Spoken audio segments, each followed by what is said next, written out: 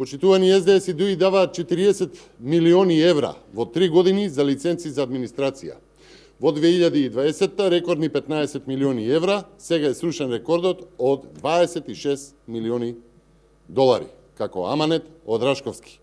Пари на една фирма, фаворизирана од Драги Рашковски, сега од екипата на Димитар Ковачевски.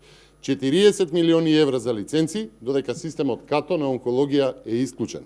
40 милиони евра за една фирма, додека луѓе умираат за трикафта, а телефонски се собираат донации за лечење. 40 милиони евра за лиценци во истите 3 години, додека нема учебници. 40 милиони евра за лиценци, а нема за плати, за пензии, за земјоделците. Почитувани, за споредба, со 40 милиони евра во 3 години можеше да се изгради цела нова клиничка болница. Лиценците на владата чинат повеќе од цела клиничка болница во Штип.